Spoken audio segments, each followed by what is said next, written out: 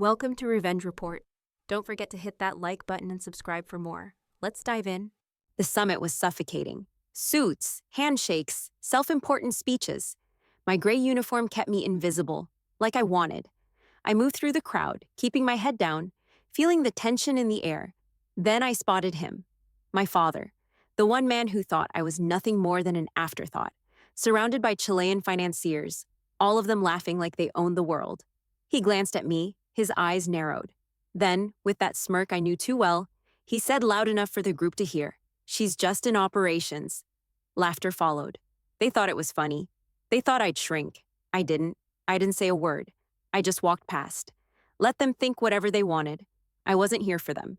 A minute later, a strange Spanish phrase crackled through my earpiece. Not the usual chatter. My training kicked in immediately. This wasn't routine. It was a warning. I scanned the room. There, a man with a camera, too large, held too deliberately. I knew exactly what it was. Our chief envoy was right beside my father. I moved toward him, my voice low but firm. "Come with me, now." He hesitated, but I didn't wait. "I'm Tracker." He followed. A second later, a bullet hit the wall where he'd been standing. My father dropped his glass, his expression shifting. He knew now. It wasn't luck. It was me. In the safe room, I stood still, the buzz of the summit's chaos fading behind a door that was too thick to let anything through. It felt familiar, the quiet before things broke wide open. The envoy was sitting across from me now, his face flushed from the near miss. I could feel the weight of his eyes on me. He wasn't just a scared man now, he was remembering. I had seen that look before. 3 years ago, I'd been posted to Ecuador after mudslides hit the coast. I was part of a mobile unit, my job to filter through satellite calls and relief manifests for any intel that could save lives. Most of it was noise, but I caught one phrase that stuck out. A rebel ambush targeting a convoy. Our convoy, the one led by our current envoy. It wasn't on the manifest. It shouldn't have been there. I could have followed procedure, could have sent it up the chain, waited for approval, could have waited for someone to decide what to do, but I didn't. I bypassed it all. I called in the intel myself, got the command unit to reroute with minutes to spare. No one thanked me. The file they filed on me didn't even acknowledge what I'd done. Just a single note. "Tracker." That was it. But the envoy knew. He never forgot. And today I saw it. In his eyes, I saw it. The sudden clarity that came with recognition. He wasn't just shocked by the close call. He was remembering that file, that name. "Tracker," he murmured under his breath, a slight nod like he was piecing it together. I didn't give him time to process. "Do you know why I didn't hesitate today?" I asked. Why I knew exactly what was going to happen. He shifted in his chair, eyes still distant. You're saying this was more than just..." "Everything here," I cut him off, "is tied to the same network. The one that was behind the ambush in Ecuador. The one that's been following your every step since." The envoy's eyes narrowed, a mixture of disbelief and understanding. He wasn't stupid. He knew the stakes now, maybe even better than I did. He had thought his life was at risk today. He was wrong. It was his whole career, his future, and more than that. This wasn't just some isolated event. It was bigger. "I thought it was just an isolated threat," he finally spoke, his voice tight. "I thought it was one person." "Not even close." I shook my head. "This is a well-funded, well-organized operation, a shadow network, and it's been waiting for the right moment to strike." His face shifted again, a flicker of recognition. The pieces were falling into place, but he still wasn't fully there. Not yet. "This is where it gets complicated," I continued, "because someone wanted you dead today. But the bigger picture, they want something worse than just taking you out." I could see the confusion in his eyes, but it wasn't enough to stop me. "Whoever is behind this has been infiltrating every part of this conference. The contractors, the vendors, even your security detail. Everything. And my father's firm is too close to it." His jaw tightened, and I could tell he didn't want to believe it. Didn't want to believe the very thing I was laying out so plainly. But I wasn't going to soften the blow. "This is no longer about one person, envoy," I said. "It's about who you're working with, and whether you even know it." The tension was thick in the room, but it wasn't just in the air, it was between us. I had no interest in being his friend. I wasn't there to make him feel better. "What happens now?" he asked, his voice strained.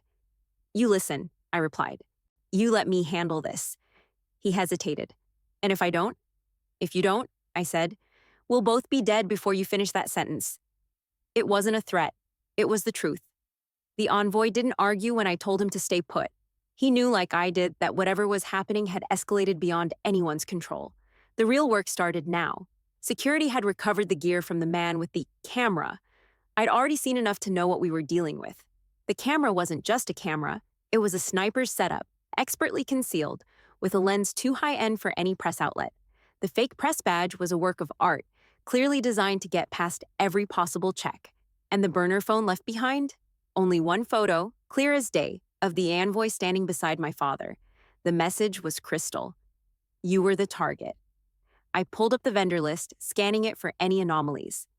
The AV company listed had rotated staff 3 times in 2 days. Not usual, not normal. That screamed operational need, not some press event. They were short on manpower, but long on something else. I dug deeper. A storage unit had been rented under a false ID, cash only, just like we expected. Everything on the surface seemed clean, but the kind of clean that made my skin crawl. Too smooth, too rehearsed. Then I found it. A paper trail, payments made from a shell company registered in Panama. I'd seen that name before. It was buried in a footnote from a supply route audit I'd run months ago. The name didn't seem important at the time, just a minor detail, something that slipped through the cracks. But now, it meant everything. The company's logo was 3 nested triangles. The logo hit me like a punch to the gut. That symbol? It wasn't some coincidence. That logo was a red flag. I knew exactly what it meant. I had come across it in the past. A minor detail from an audit, yes, but that audit was on high-priority relief routes. And every time I'd seen that symbol, it had been associated with suspicious activity, disguised shipments, unlisted shipments. It was always a sign that someone, somewhere, was pulling strings. This wasn't a lone actor. This wasn't a rogue individual. This was infrastructure, organized, prepped, ready. I stared at the screen. The paperwork might have looked clean, but it was anything but. They had been laying the groundwork for a while. This operation was bigger than a press badge, bigger than the sniper rifle. It was a network, and it was pulling threads in every direction. I didn't have all the pieces yet, but I had enough to know we were in deep. I pushed the information toward the envoy, my voice steady but sharp. This isn't a one-off attack. This is planned. It's coordinated, and it's already been running in the background for weeks. He scanned the data, his face paling as he processed it. So we're looking at more than just a hit on me? I nodded. A lot more. Lot. And if you don't stop it now, it'll spread far beyond just this conference. He didn't respond right away. I wasn't looking for a response. What I needed was action. Get me a direct line to command, I said, moving toward the door. I'm done playing catch-up. He hesitated, but then picked up his phone, dialing quickly. I could see him finally processing the full scope of the situation. This wasn't some isolated conspiracy. This was methodical. It had roots, it had systems, and now it had us in the crosshairs. Whoever is behind this, I said, pausing by the door, isn't going to stop just because we know their name. We need to move faster than they think we will. I didn't wait for him to respond. I already knew he understood. We both knew the clock was ticking. I couldn't sit still. The room felt like it was closing in, so I excused myself, stepping out of the safe room without a word. The hotel suite assigned to my father's firm was just down the hall. I didn't need to ask anyone for directions. I knew it like the back of my hand. The door to his suite was locked, but not well. I bypassed it with ease. I'd been inside 1,000 times before, always the dutiful daughter. Today, I wasn't here for a reunion. I was here for answers. I crossed the room to his desk, where the papers were stacked just the way I remembered. His handwriting was everywhere. I flipped through the documents with a cold precision, focusing on the one in front of me. The first thing I saw was the 3-triangle logo, clear as day. I photographed every page. His meeting schedule, the one with the firm behind the AV shell, was scheduled for later this afternoon. My stomach twisted. The paper trail had led me straight here, straight to him. Confirm ID badges, confirm stage walkthrough. His scrawl read on the next page, the words innocuous enough, but the context hit harder. If the name on the paper wasn't enough, the proximity made it damning. This wasn't some minor oversight. This was deliberate. I didn't need to dig any deeper. The firm, the meeting, the shell company, the logo, it was all there. But I wasn't done yet. I snapped more pictures, careful to capture everything in full detail. The weight of what I'd just found settled on my shoulders, but I didn't let it show. I wasn't just his daughter anymore. I wasn't just a logistics officer. I was Tracker. I stepped into the hallway, heart pounding. The quiet here felt wrong. Too quiet. My father's firm, his world, was too close to the fire for comfort, and I wasn't sure he even realized it. As I walked down the hallway, the truth started to settle in. This wasn't a coincidence. My father wasn't just involved, he was entrenched. Whether he knew the full extent of what was going on or not didn't matter anymore. He'd crossed a line. I paused outside the elevator. Something about this felt rotten. There was no other word for it. This wasn't just a blip on the radar. This was the beginning of something much bigger, much more dangerous than I could have imagined. And my father, willingly or not, was playing a part in it. I took a deep breath and pushed the button for the elevator. I had enough to move forward, but I needed to connect the dots, finish what I'd started. I wasn't going to let this fester, not on my watch. This time, I would make sure the freight didn't move unnoticed, not while my father was tied up in this. But it wasn't just about the operation anymore. The betrayal was personal. I didn't need to step inside to know something was wrong. The door was too tight in the frame, like it had been forced. I shoved it open with a sharp push, and the first thing that hit me was the silence. It wasn't the usual quiet of my apartment. It was the heavy, oppressive kind of silence, the kind that makes your skin crawl.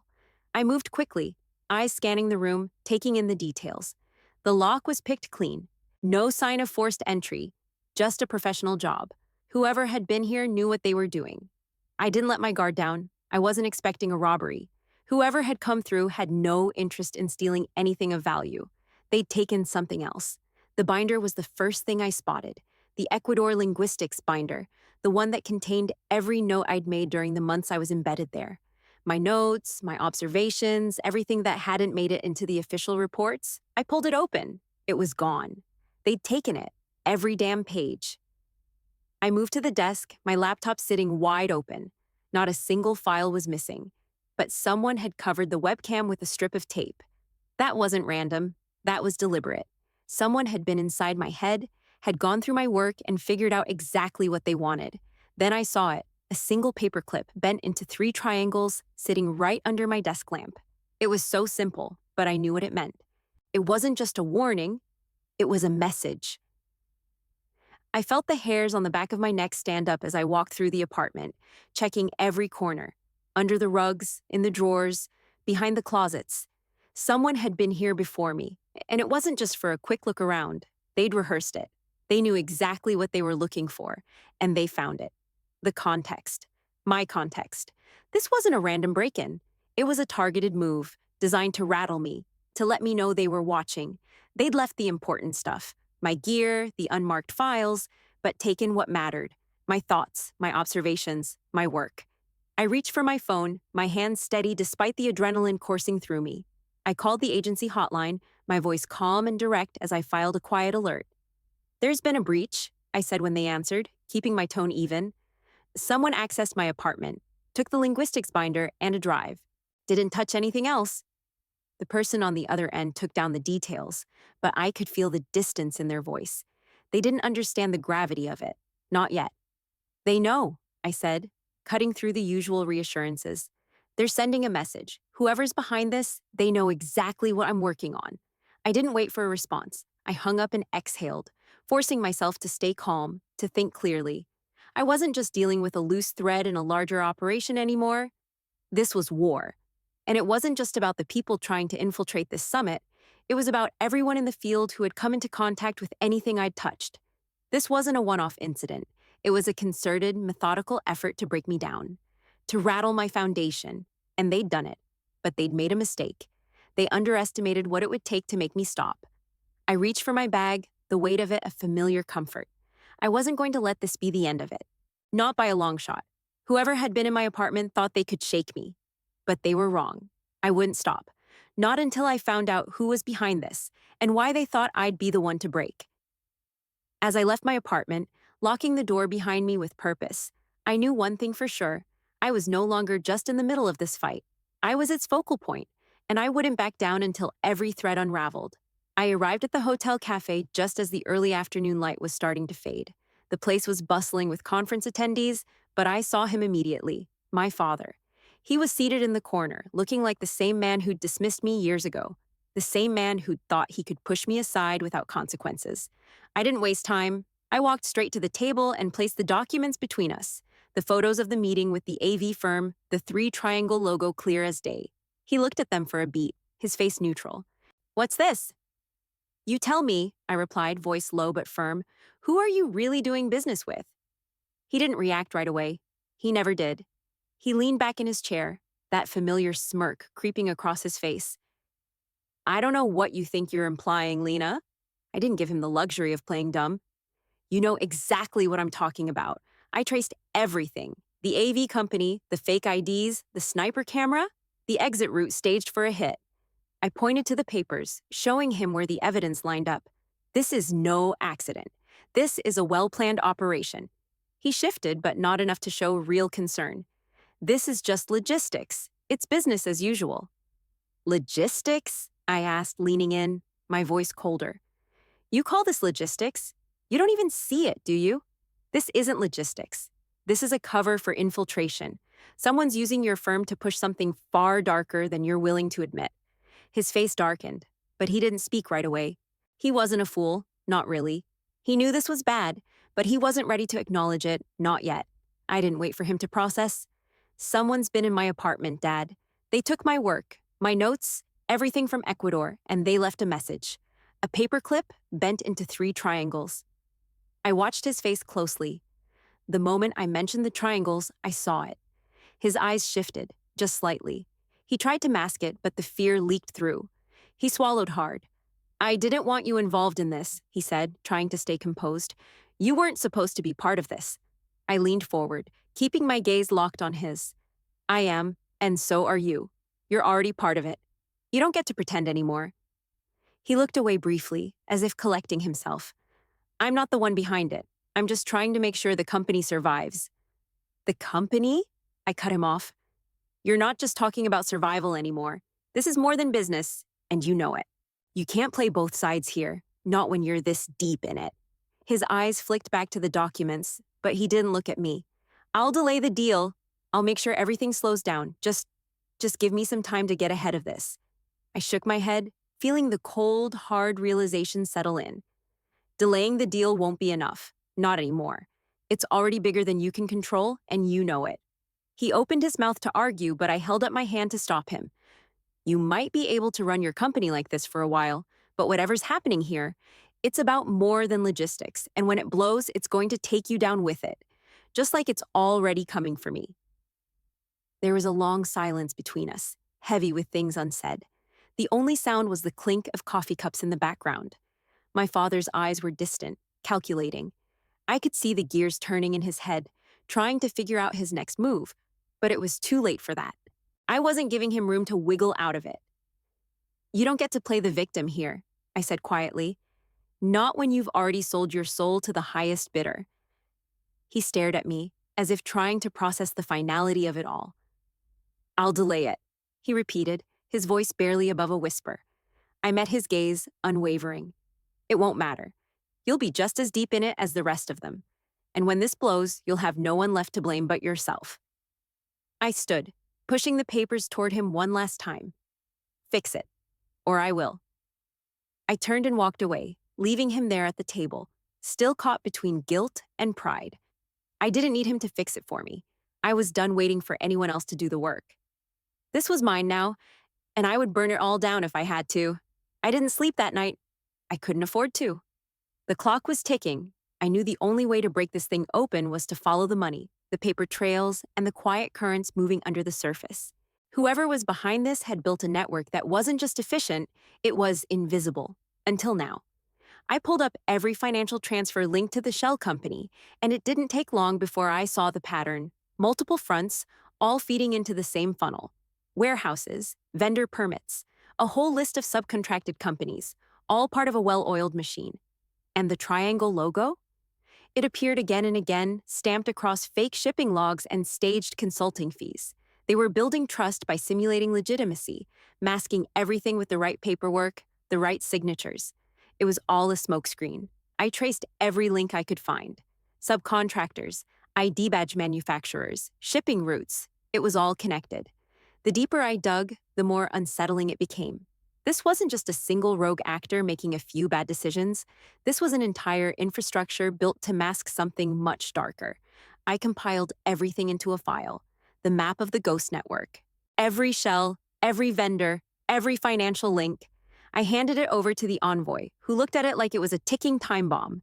He didn't say anything for a long moment, just flipped through the pages, his face hardening.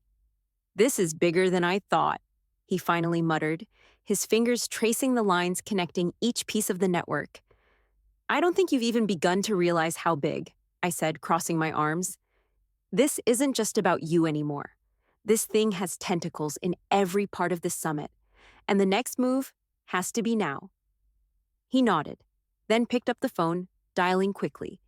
He was putting the pieces into place, and I wasn't going to wait for him to finish. "We need to pull access for every mezzanine contractor," I told him. "Every badge needs to be reissued in person. We need to break this open now." He hesitated for a moment, then issued the order. The weight of it hung in the air, and I could feel the ripple effect as it spread through the network. Minutes later, chaos started unfolding in real time.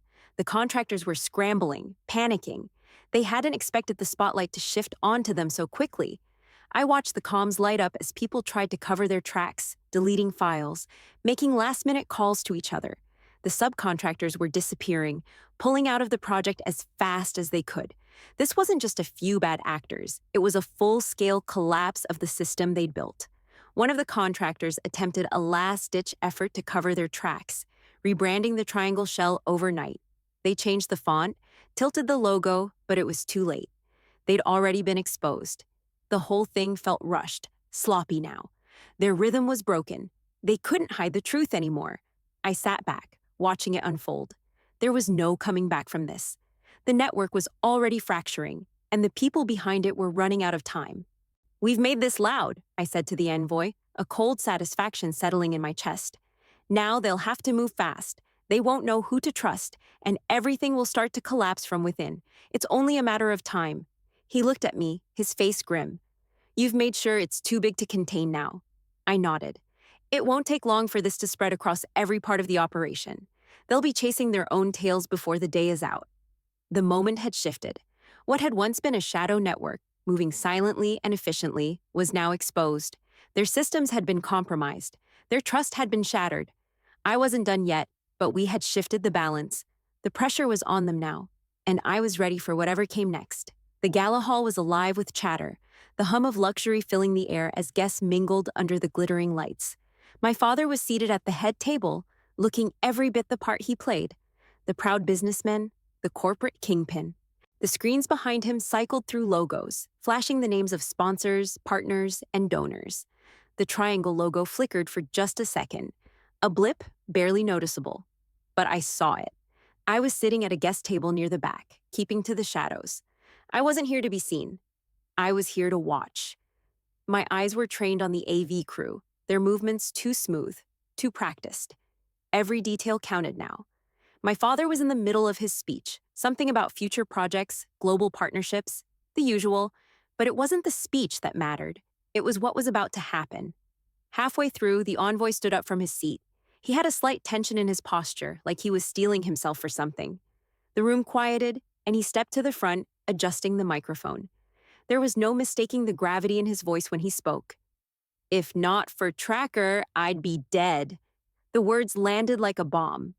The room went still. Murmurs spread like wildfire across the crowd, whispers of confusion and curiosity. A journalist, sitting near the front, raised his hand. "Who's Tracker?" he asked, his voice cutting through the silence. I didn't hesitate. I stood slowly, my movements deliberate. The eyes of the room were on me now, every camera lens focused, every conversation halting in midair. I could feel the weight of it, the shift in energy, but I didn't flinch. I took a breath, standing tall. My voice was steady, sharp. "The daughter you underestimated," I said. The words hung in the air, a quiet power in them that settled over the room like a weight. Cameras flashed. The gasps were audible, rippling through the crowd. They were all looking at me now, at her, the daughter of the man who had tried to pretend I didn't exist, the woman who had done the work he couldn't and wouldn't see. For a long moment, my father didn't move. His face didn't shift, not at first. But then something in his expression cracked. Just a little. The carefully constructed mask of indifference faltered, the realization sinking in that everything he'd built, everything he'd hidden, had just come to light in front of the very people he'd worked so hard to impress. I met his gaze for the first time in a long time, really looked at him.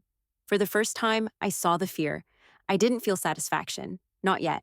But I felt something else, something more grounded, the truth.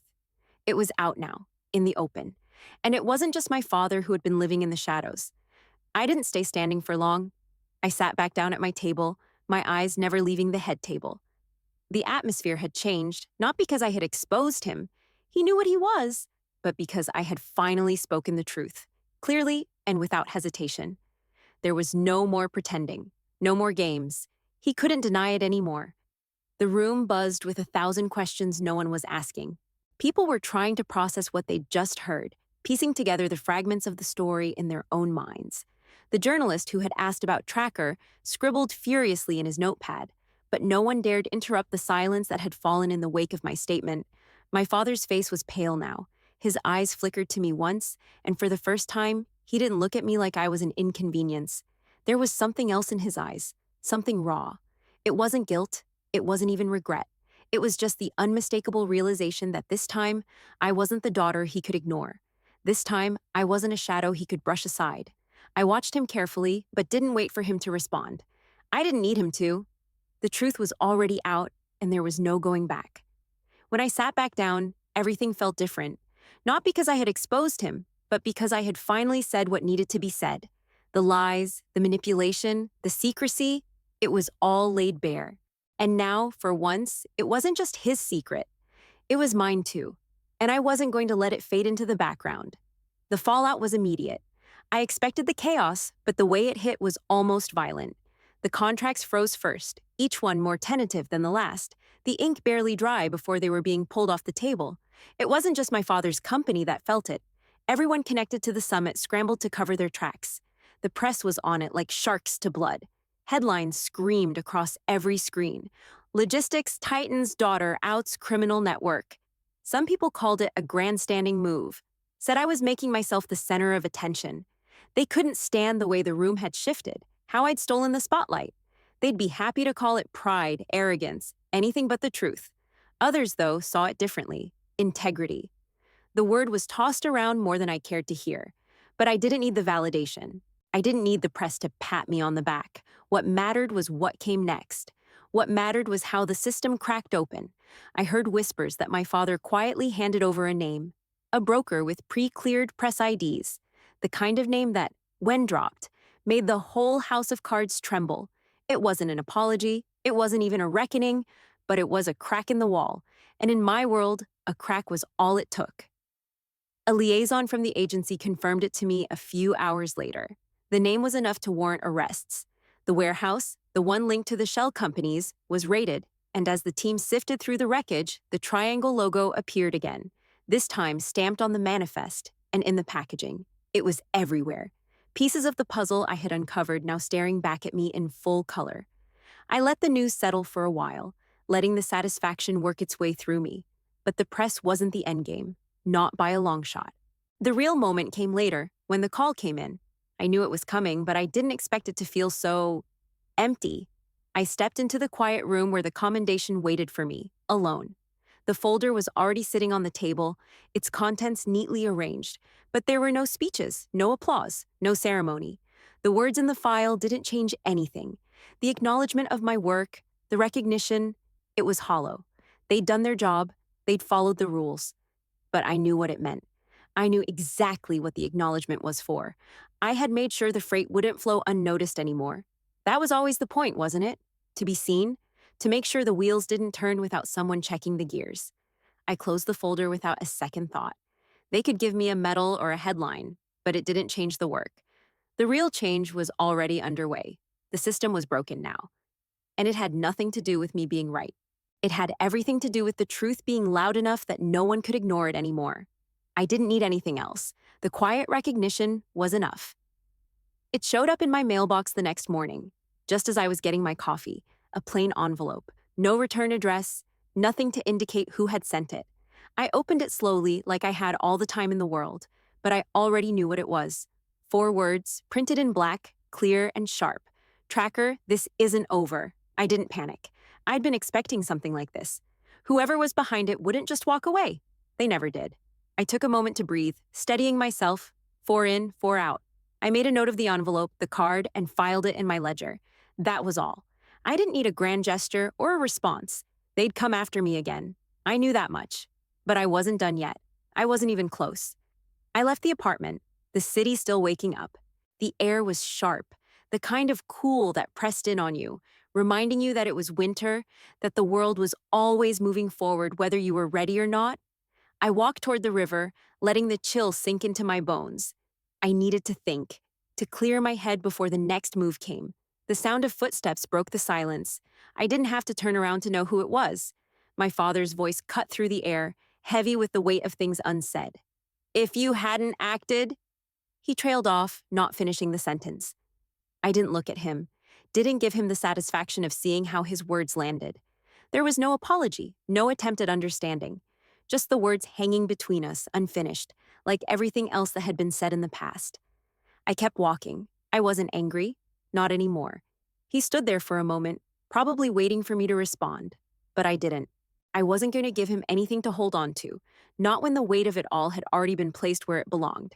Eventually, he turned and walked away. His footsteps faded into the distance, and I didn't look back. I didn't need to. Networks didn't die overnight.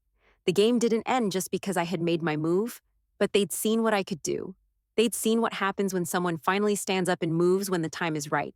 I made my way to the river's edge, the cold air still biting at my skin. I could feel the weight of the card in my jacket pocket, the knowledge that this wasn't finished. It wasn't over, not yet. But when it came time to make my next move, I would. Because Tracker didn't sleep, not until it's done.